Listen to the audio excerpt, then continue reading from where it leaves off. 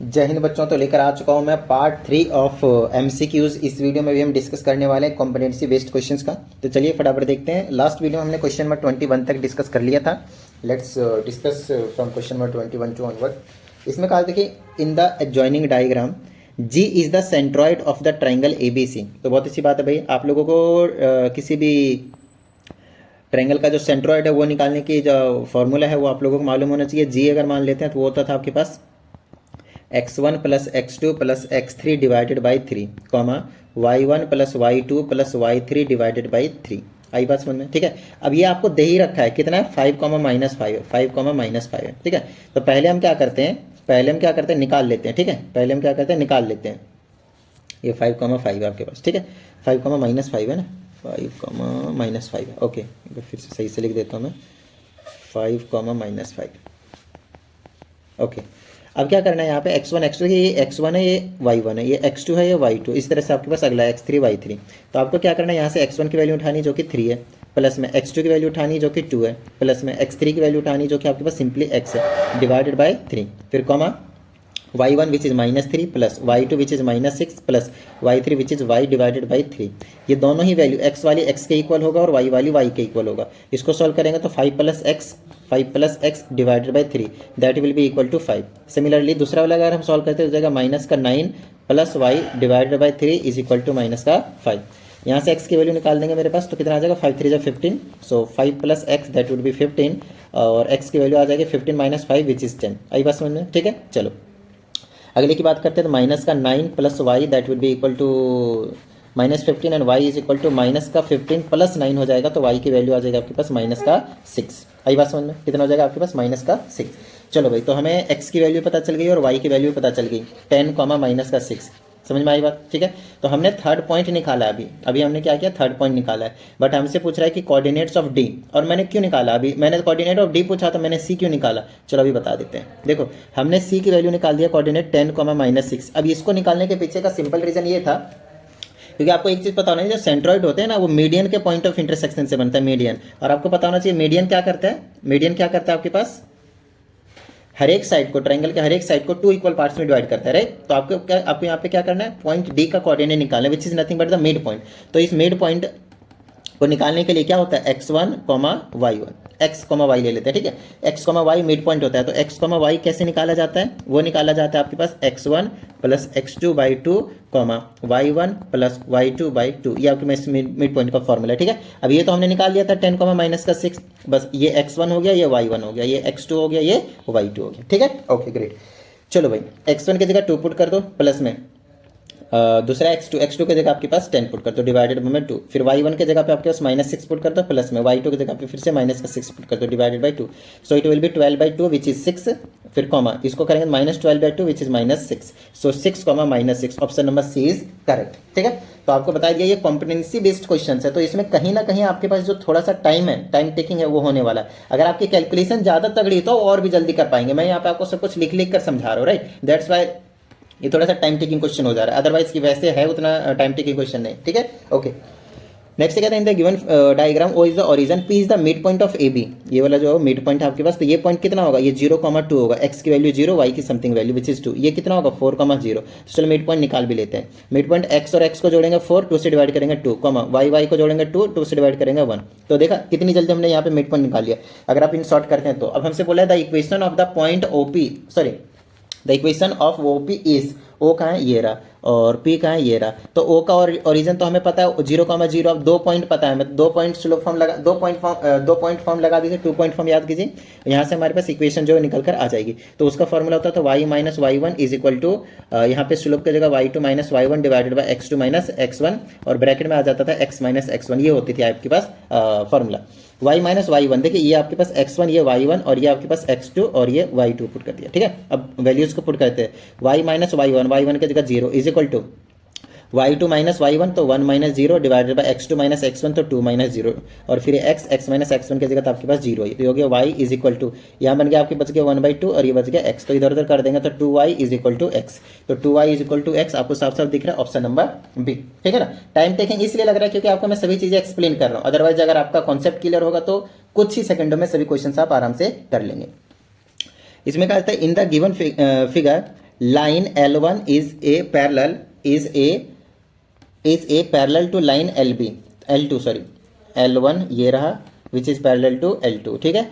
And if the line L3 is perpendicular to L1, जो L3 है आपको दिख रहा है तीसरी वाली लाइन, वो L1 पे परपेंडिकुलर है, पहले वाले पे, ये वाला 90 डिग्री, ओके। तो हमसे कहते हैं then the slopes of L2 and L3। तो सबसे पहले एक चीज बता देता हूं मैं, L1 का स्लोप कितना होगा, m is equal to tan theta, ठीक है ना। कितना होगा आपके पास, m is equal to tan theta, और वो है कितना आपके पास, आप सब बता दीजिए कितना है आपके पास।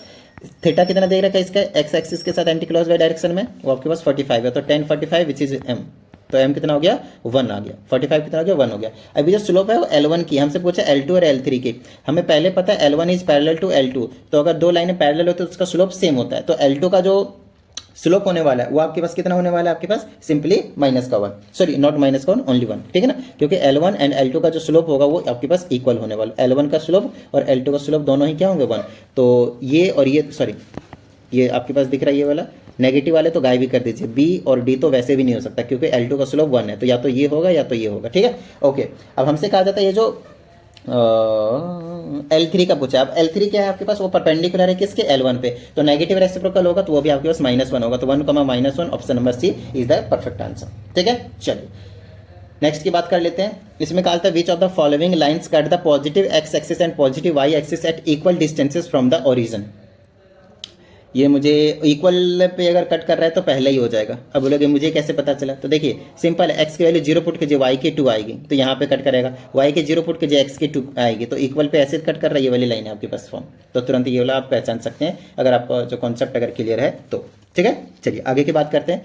इसमें कहा था in the given diagram do not, मतलब स्केलिंग नहीं बना रखी है, कहता है railway station A B C P Q are connected by straight line. हमसे इसमें कहा P Q is parallel to B C, main चीज को हम फोकस करते हैं, P Q is parallel to B C. Then the time taken by a train to travel by a train travelling at 90 km/h to reach from B to A, B से लेकर A तक जाने में the shortest by the shortest route, मतलब shortest route यही possible होगा, और कोई होगा नहीं कि इधर इधर घूम के जाएं, ऐसा तो करेगा नहीं, शॉर्टेस्ट रूट बोला हमसे। तो बी से लेकर ए तक जाने में कितना टाइम लगेगा, टाइम का फॉर्मूला क्या होता है, डिस्टेंस अपॉन स्पीड, सुना है ना, नहीं पता तो इससे निकाल लीजिएगा, speed is equal to distance upon time, तो सभी ने सुना हुआ रहता है, राइट, ओके। तो क्या हो जाएगा यहाँ से, टाइम क्या हो जाएगा, डिस्टेंस अपॉन स्पीड। तो हमें डिस्टेंस देखना है, बट तो हमें क्या करना है, बी से लेकर ए तक का डिस्टेंस निकालना है, बी से लेकर ए तक, लेकिन यहाँ तक का तो हमें पता है, ये देख लीजिए अच्छे से, यहाँ तक का हमें पता है, आई ना बस में, ठीक है।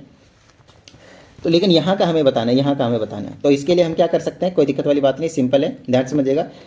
आप ये जो छोटा वाला ट्रायंगल दिख रहा है वो, और ये जो बड़ा वाला ट्रायंगल दिख रहा है वो, ये दोनों ही आपके पास क्या है, सिमिलर है। अब कैसे बोलेंगे, क्योंकि ये वाली जो लाइन है पी क्यू इज पैरेलल, तो ये एंगल कॉरेस्पॉन्डिंग एंगल, ये एंगल कॉरेस्पॉन्डिंग एंगल, ये एंगल कॉमन, तो दोनों जो ट्रायंगल है छोटा और बड़ा वाला, वो दोनों क्या होंगे, सिमिलर। जब सिमिलर होते हैं तो कॉरेस्पॉन्डिंग साइड्स का रेशियो क्या होता है आपके पास, इक्वल होता है, राइट, कॉरेस्पॉन्डिंग साइड्स का रेशियो इक्वल होता है। और अगर ऐसा होता है तो भाई क्या करें, इसको हम x मान लेते हैं, ठीक है। तो छोटे वाले साइड का x हो गया, तो बड़े वाले का पूरा क्या हो जाएगा, x + 18, बोलिए हाँ या नहीं, बिल्कुल सही बात है, इज इक्वल टू इसका ये ले लेता हूँ 20 डिवाइडेड बाय में क्या हो जाएगा 50, यहाँ से x की वैल्यू निकाल लेते हैं, 0 से 0 काट दिया, क्रॉस मल्टीप्लाई कर देंगे, इससे इसको करेंगे तो आ जाएगा 5x इज इक्वल टू 2 से करेंगे तो आ जाएगा 2x + 18 था 36 हो जाएगा, इसको इधर लाइए तो 3x बचाएगा इज इक्वल टू 12, तो x की वैल्यू आ गई आपके पास 12, कैसे आ गया, डायरेक्टली काट दिया क्या, 36। अब काट लेंगे, 3 से काट देंगे तब आएगा 12, ठीक है ना, काट के नहीं दिखाया मैंने आपको, डायरेक्टली कर दिया था, ओके। तो 12, अब ये 12 मिनट मत कर दीजिएगा, ये जो है ना एक्स, अभी हमने डिस्टेंस निकालना है ये वाला, तो बी ए का डिस्टेंस हमें पूरी तरह से पता चल गया क्या है, ये वाला 12 है, 18 पहले से था और 12 यहाँ से आ गया, कितना हो गया 30, तो टाइम हो गया डिस्टेंस अपॉन में स्पीड कितना था 90, तो इसको काट देंगे, ध्यान रहिए km/h में, तो जब टाइम आएगा आपके पास वो आर में निकल कर आएगा, तो ये आया 1/3, तो जो टाइम है वो 1/3 विच इज आर। तो अब इसको क्या करेंगे, मिनट में लाना है, तो 1 घंटे में 60 मिनट, तो 60 से मल्टीप्लाई कर दीजिए, क्योंकि आंसर मिनट में दे रखा है इसीलिए, तो ये हो जाएगा 20 minutes, so the answer is 20 minutes, ठीक है ना। कॉन्सेप्ट जिसका क्लियर हो वही ये क्वेश्चन कर पाएंगे, हर एक बच्चे नहीं कर पाएंगे, ठीक है ना। चलिए आगे की बात करते हैं, क्वेश्चन नंबर 26 में कहते हैं in the given diagram ABC and DEF, ABC आपको देख रहा है, साथ ही DEF भी देख रहा है आपके पास, are such that this is equal to this, तो angle C is equal to angle F दे रखा है, ये एंगल और ये एंगल दे रखा है, ABC है और DEF है, तो ये इसके इक्वल होना चाहिए, ये इसके इक्वल होना चाहिए, ये इसके इक्वल होना चाहिए, अगर मैं तीनों साइड्स की बात करता हूँ तो, ठीक है ना, इक्वल नहीं सॉरी प्रोपोर्शनल, सिमिलरिटी की बात कर रहे हैं इसीलिए। अब हमसे कहा जाता है कि AB upon DE is equal to BC upon EF, BC upon EF, तो हमसे कहा जाता है कि ये सिमिलर हो जाएंगे, तो सिमिलर ये नहीं हो सकते, ध्यान समझिएगा, ये सिमिलर नहीं हो सकते क्योंकि देखिए आपके पास तीन ही रूल है, या तो साइड एंगल साइड है, या तो ट्रिपल एस है, या फिर डबल एंगल, या फिर इसी को हम ट्रिपल एंगल कहते हैं। ये तीन क्राइटेरिया हैं। यहाँ पे एंगल साइड साइड है या फिर साइड साइड एंगल है। अरे बात समझ में? हाँ, अगर ऐसा होता, ध्यान समझिएगा, अगर ऐसा होता कि ये एंगल और ये एंगल तो इक्वल दे ही रखा है, अगर ये साइड दिस अपॉन में दिस होता, BC अपॉन में EF होता, that should be equal to AC upon में DF, तब आप कह सकते थे कि ये साइड एंगल साइड से सिमिलर हो जाएंगे, बट अब नहीं हो सकता ये, ठीक है ना। तो यहाँ आप ये वाला ऑप्शन कर देंगे, the similarity of given triangles can not be determined, ठीक है ना। चलिए याद कीजिए, कंसेप्ट जब हम आपको पढ़ाते हैं उस टाइम पे बहुत ही अच्छे तरीके से हम आपको सभी चीज़ें बता देते हैं। आइए ना बात समझ में, ठीक है। आइए नेक्स्ट की बात करते हैं। इन द एडजॉइनिंग डायग्राम आपको दिख रहा है यहाँ पे ST is not parallel to PQ, ये जो लाइन है इसके पैरेलल नहीं है, साफ साफ पहले ही बता दिया गया आपको। कहते हैं the necessary and sufficient conditions for triangle PQR and triangle TSR, तो ये कॉमन, ये तो एंगल तो कॉमन हो ही जाएगा, ठीक है ना। और नाम पे ध्यान दीजिएगा, यहाँ पे बच्चे ना बहुत बड़ी गलती करते हैं, बहुत ज़्यादा बड़ी गलती कर देते हैं। एक तो कॉमन ले लेते हैं, कोई दिक्कत वाली बात नहीं, ये वाला एंगल दोनों में कॉमन है, angle R is equal to angle R, that's fine. But मैं आपसे क्या कहता है सफिशिएंट कंडीशन चाहिए इसको सिमिलर करने के लिए। तो पहला ट्रायंगल देखिए PQR है, P है फिर Q है फिर सॉरी P है फिर Q है फिर R है, तो इसको मैं ऐसे बना देता हूँ, ठीक है। P है फिर Q है फिर R है, ठीक है। दूसरा ट्रायंगल बिल्कुल ऐसे ही कॉरेस्पॉन्डिंगली बनाइए। बच्चे क्या करते हैं, अलग तरीके से बना देते हैं, जो कि महा गलत हो जाएगा। दूसरा है TSR, तो ऐसे जब बनाएंगे तो यहाँ पे T लिखेंगे, ऐसे लिखेंगे, फिर R लिखेंगे। जिस हिसाब से आपने पहले ट्रायंगल की नेमिंग करी ना, वो उसी ऑर्डर में आपको दूसरे ट्रायंगल की नेमिंग करनी है। तो या तो अब ये एंगल और इसके एंगल के इक्वल हो जाए, मतलब RPQ should be equal to RTS,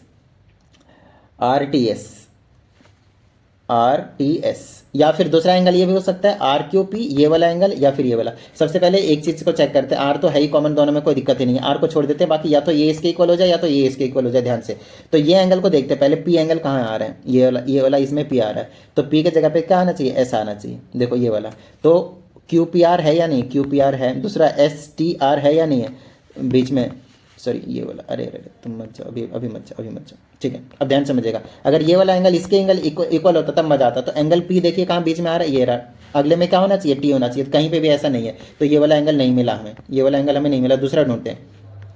दूसरा क्या ढूंढे हम, ये एंगल इसके एंगल के, इस वाले एंगल के इक्वल होने चाहिए, तभी तो कॉरेस्पॉन्डिंग होने चाहिए। तो Q को ढूंढिए S के पास, तो Q इधर ये रहा, S इधर ये रहा, तो PQR दिख रहा है, PQR, और दूसरा आपके पास TSR, बिल्कुल सही, परफेक्ट। तो ये आपके पास एंगल अगर इक्वल हो जाए तो मजा आ जाएगा कि ये दोनों ट्रायंगल क्या हो जाएंगे, आपके पास सिमिलर हो जाएंगे। आई बात समझ में, ठीक है। चलिए नेक्स्ट क्वेश्चन की बात करते हैं। इसमें हमसे कहा जाता है the scale factor of a picture and the actual height of Sonia is 20 centimetre to 1.6 meter if her height in the picture is 18 centimeter than her actual height। तो कुछ इस तरह से है, देखिए scale factor of picture and actual height, ये रहा picture का हाइट और ये रहा एक्चुअल का हाइट, इज इक्वल टू, फिर से यहाँ पे कहता है पिक्चर की हाइट 18 है डिवाइडेड बाय एक्चुअल हाइट हमें x निकालना है, मान लेते हैं। तो पहले पिक्चर की हाइट कितनी थी, 20 सेंटीमीटर, और एक्चुअल हाइट कितनी, 1.6। सबको सेंटीमीटर में लाइए, नहीं तो सबको मीटर में लाइए, ठीक है ना। सबको सेंटीमीटर में लाते, सॉल्व करना आसान होगा। ये 160 कर देते हैं, सभी हम सेंटीमीटर में सॉल्व कर रहे हैं। दूसरे की पिक्चर की हाइट 18 है, हमें x निकालना है। यहाँ से x निकालेंगे तो आ जाएगा क्या, 160 मल्टीप्लाई 18 डिवाइडेड बाई 20, 0 इससे काट दिया 8, 18 8 144, 144 सेंटीमीटर। आंसर मीटर में दिया है तो 100 से इसको डिवाइड कर देंगे तो हो जाएगा 1.44 मीटर। तो देखिए option number D is the perfect option. आई बात समझ में, ठीक है। चलिए नेक्स्ट क्वेश्चन की बात कर लेते हैं। इसमें हमसे कहते हैं in the adjoining figure O is the centre of the circle, ये रहा आपके पास सेंटर, तो डायमीटर नहीं है, ठीक है, रहने देते हैं। अब आगे हमसे क्या कहा जाता है वो देख लेते हैं। And the semi circle is drawn OA as the diameter, OA को यहाँ से यहाँ तक को डायमीटर मानकर 1 सेंटीमीटर वो ड्रॉ किया गया सेमी सर्कल। तो ये एंगल तो 100% 90 डिग्री होगा भाई, angle in the semi circle. ये वाला 20 है, तो ये एंगल पूरा आप निकाल सकते हैं 110, तो ये कितना बच गया, 70 बच गया, 70 हो गया। अब हमसे पूछा क्या, वो देख लेते हैं, अभी तो हमने वो तो देखा ही नहीं। The degree measure of OAQ देख लीजिए अच्छे से, कहाँ है O, ये रहा, A यहाँ रहा, और Q ये रहा, तो ये वाला एंगल पूछा आपसे, ठीक है ना। तो कोई दिक्कत वाली बात नहीं है, आराम से अभी कर लेंगे। देखिए ये जो चीज़ है क्या कहते हैं, यहाँ पे कहीं ना कहीं पे सेंटर होगा, क्योंकि OA को डायमीटर क्या रखा है, ठीक है ना। और ये आपके पास 90 डिग्री हो गया। ये जो पूरा एंगल है, ये जो आपके पास पूरा एंगल है वो आपके पास कितना दे रखा है, अभी हमने निकाला 90 20 70 निकल कर आया था, ये वाला आपके पास 70 निकल कर आया था, ठीक है ना। अब ध्यान समझिएगा, बड़ा ही आसान सा क्वेश्चन है। अब आपको साफ साफ दिख रहा है कि ये वाली और ये वाली रेडियस है बड़े वाले का, राइट। तो ये अगर एंगल्स इसके अपोजिट वाले क्या होंगे, इक्वल होंगे। तो अगर ये 20 तो ये एंगल भी क्या होगा 20, और ये एंगल पूरा 70 था, अंदर वाला एंगल कितना बच गया 50। तो यहाँ पे ऑप्शन हो जाएगा 50। देख लीजिए, जो एंगल पूछा था OAQ वो आपके पास 50 आ गया। सिर्फ आपको देखना होता है, बिल्कुल बेसिक चीज़ है, बेसिक कंसेप्ट लगाइए, मजा सा आ जाएगा, ठीक है। नेक्स्ट की बात कर लेते हैं हम। ओके, इसमें कहा जाता है सभी चीज़ें गिवन है और क्या क्या इन्फॉर्मेशन है वो भी देखना ही पड़ेगा एक बार। सेंटर है, DE टेंजेंट है एट पॉइंट B, DE है कहाँ, and DE is a tangent at point B। मुझे तो यहाँ पे कहीं पॉइंट B और DE कहीं दिख नहीं रहा है, तो DE हमें खुद ही बनाना पड़ेगा ऐसे करके। चलो हमने बना दिया, DE is a tangent at point B। If angle ABC 50 degree है, XYZ की वैल्यू निकालनी। देखिए अगर ये वाला आपके पास 50 है तो इसका डबल सेंटर वाला एंगल कितना होगा आपके पास 100 होगा, ठीक है। अगर ये 100 है तो ये एंगल और ये एंगल इक्वल होते ही होते हैं, तो ये वाला कितना बन जाएगा, ये 40 और ये वाला 40 बच जाएगा एंगल सम प्रॉपर्टी के हिसाब से, ठीक है। अच्छा आपको एक चीज़ बता दूं, ये वाला अगर कोड है और ये वाला अगर आपके पास टेंजेंट है, ये वाला अगर आपके पास टेंजेंट है तो ये एंगल किसके इक्वल होता है, ये जो कोड रिमेनिंग एंगल जो बनाता है एंगल ये वाला, तो 50 डिग्री। तो एक्स की वैल्यू 50 आ गई, वाई की 100 हो गई और जेड की आपके पास 40 हो गई। तो ऑर्डर वाइज में लिखेंगे 50 100 40, 50 100 40, ये पहला ऑप्शन ही आ गया। चलो नेक्स्ट क्वेश्चन की बात करते हैं। अगर हम अगले क्वेश्चन की बात करते हैं, इसमें कहा जाता है in the given figure PT and QT are the two tangents to a circle such that TPS is 45 degree, okay, and TQS is 30 degree, then we have to find the value of x। x है कहाँ भाई, देख लें एक बार। x ये वाला angle है, तो अगर गलती से मैं ये वाला एंगल पता कर लूँ, ये वाला एंगल, क्योंकि देखिए यहाँ पे PRQS दिख रहा है, ये PRQS ये वाला, ये एक साइक्लिक क्वाड्रिलेटरल है। साइक्लिक क्वाड्रिलेटरल के ऑपोजिट एंगल्स का सम कितना होता है आपके पास 180। तो गलती से अगर मैंने ये एंगल पता कर लिया तो आपका काम बन जाएगा, x जो है ना 180 में से सब्ट्रैक्ट करके तुरंत पता चल जाएगा। आई ना बात समझ में, ठीक है। चलिए अब हम पता कर लेते हैं, यहाँ पे देखिएगा ध्यान से। देखिए ये वाला अगर टेंजेंट है आपके पास और ये जो चीज़ अगर 45 है तो ये आपके पास कोड है, ये और यही वाला कोड क्या कर रहा है, यहाँ पे बना रहा है ये एंगल, तो ये भी आपके पास 45 होगा। सिमिलरली फ्रॉम दिस साइड, इसको बोलते हैं ऑल्टरनेट टेंजेंट थ्योरम, ठीक है, ऑल्टरनेट सेगमेंट थ्योरम। तो ये वाला अगर आपके पास 30 है तो यही वाला इधर भी बना रहा है, तो ये आपके पास 30 होगा। ये 45 और 30 कितना हो गया टोटल 75, ये 75 हुआ, तो अपोजिट एंगल का सम 180, तो ये कितना बच गया 105। तो देख लिया ऑप्शन में कहीं ना कहीं 105 जरूर होगा, ऑप्शन नंबर D।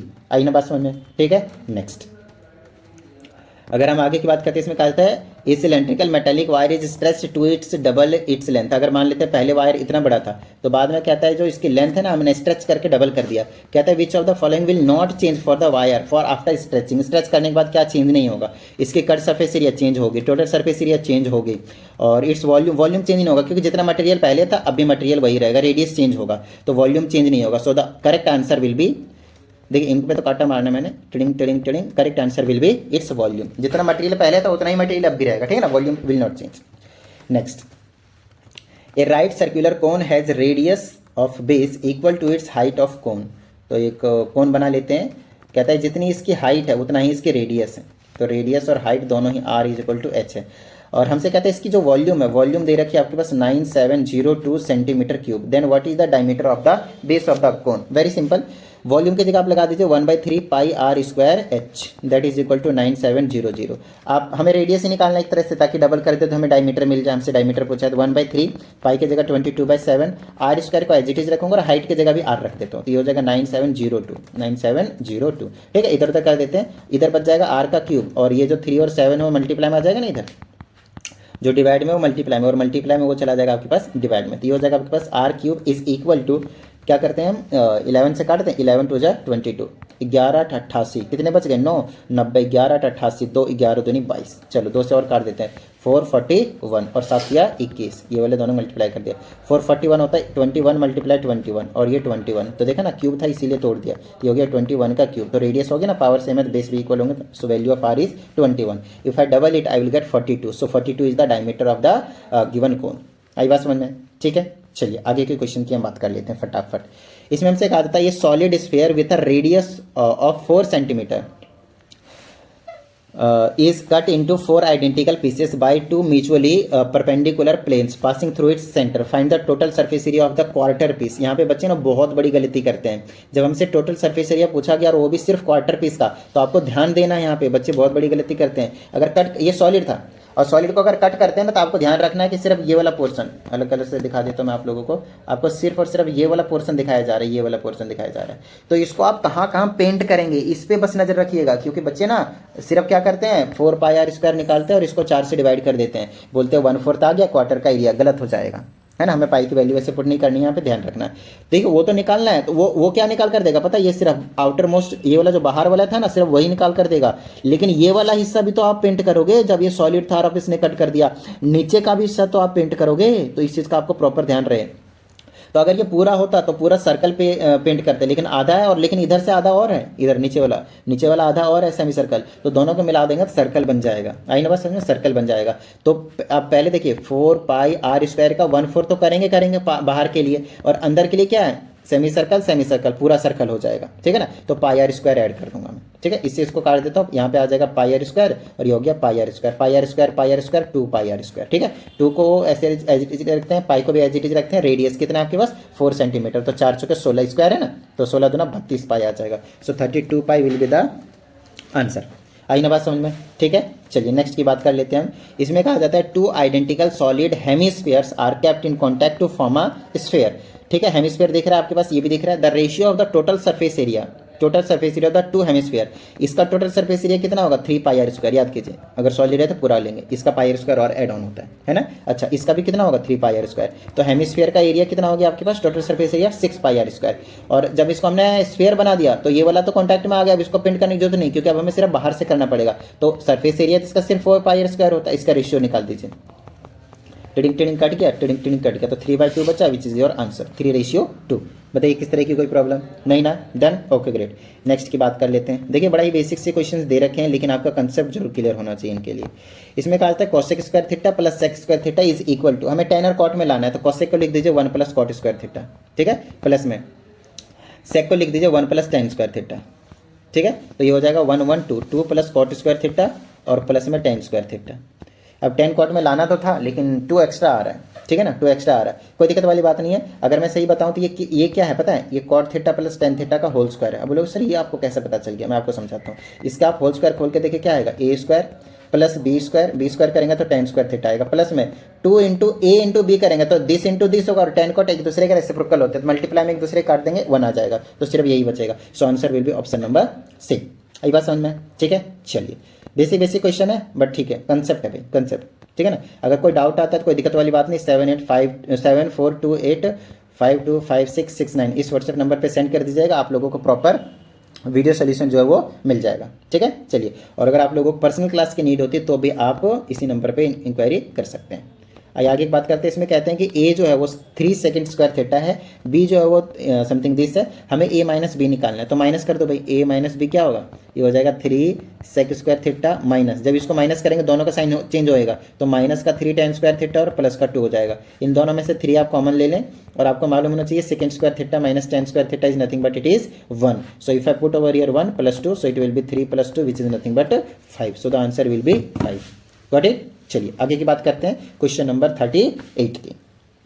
इसमें कहा जाता है at a certain time of day, किसी दिन के पर्टिकुलर किसी टाइम पे, the ratio of height of the pole to the length of its shadow is 1:3। तो कहता है कभी हाइट 1:3 था और शैडो का 1:3। एंगल पूछा था, ये थीटा हो गया, परपेंडिकुलर अपॉन बेस क्या होता है tan theta, tan theta is equal to 1/√3। 1/√3 कब होता है tan का 30 degree, so theta will be 30 degree. आई ना बात समझ में, ठीक है। चलिए, तो ये कहानी थी आपके पास, इस वीडियो में इतना ही रखते हैं, और बाकी जो रिमेनिंग क्वेश्चन है हम अगली वीडियो में डिस्कस कर लेंगे। चलिए उम्मीद करते हैं आप सभी को सभी चीज़ें समझ में आ गई होंगी, और अगर ऐसा है तो फटाफट वीडियो को लाइक कर दीजिए, साथ ही अगर इस चैनल पर एक नई स्टूडेंट है चैनल को सब्सक्राइब करके बेल आइकन को जरूर प्रेस कीजिएगा। चलिए मिलते हैं अगली वीडियो में, प्रैक्टिस करते रहिएगा। जय हिंद।